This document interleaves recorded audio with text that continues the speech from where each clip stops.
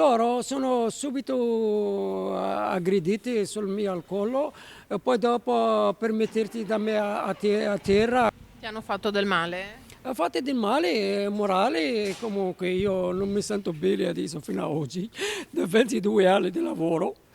È così. Non ho mai visto una persona che aggressivi così. Rashid Zaine fa le pulizie nel piazzale della stazione delle Corriere da 22 anni, ma di essere malmenato non gli era mai capitato e quando lo racconta gli scendono le lacrime. Gettato a terra e preso per il collo da un ragazzo giovanissimo mentre i due amici stavano a guardare. Un paio di passanti hanno scattato delle foto e insieme alle telecamere di videosorveglianza di Lungo Sile Mattei saranno determinanti per risalire al gruppetto di bulli che passano le mattinate qui senza far nulla. Buttano le bottiglie per il vetro, per la strada, per tutti. Ragazzi, basta così, non devi buttarti le bottiglie, non farti così.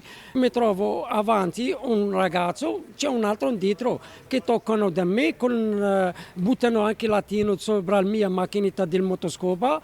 Io ho gridato con loro perché vuoi farti così.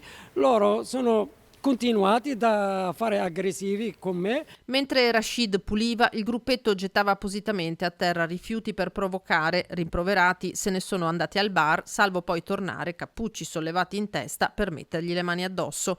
54 anni, padre di 4 figli, il dipendente della Dusman si è fatto poi refertare in pronto soccorso, dove è stato giudicato guaribile in una settimana. Hai avuto paura? E paura, certo che io ho paura, anche per fortuna che la mia famiglia, appena che è andata sul pullman, che non sono andati a casa, se restano qua con una bambina, si vedono foto, ma che è successo?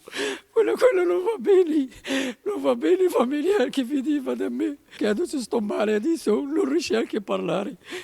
Anche la collega che lavora con Rashid adesso è spaventata. Ho paura di andare adesso a fare pulizia del piazzale, io da qua adesso non mi muovo più perché ho paura di essere anch'io come che è successo al mio collega, non mi fido più.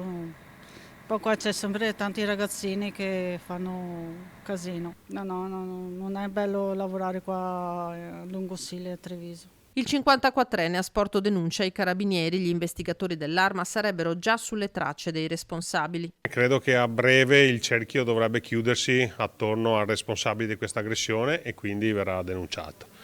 Ovviamente noi lavoriamo per prevenire queste situazioni, l'obiettivo è che non succedano, a volte purtroppo succedono e quindi è fondamentale che ci sia un intervento tempestivo delle forze dell'ordine esattamente come c'è stato. Resta il fatto che i lavoratori del settore non si sentono sicuri. E fortunatamente ci sono sempre forze dell'ordine costantemente qua in autostazione, ma basta un attimo di distrazione e succedono questi fatti. Purtroppo l'inciviltà regna, purtroppo, e non sappiamo più come difenderci, non sappiamo.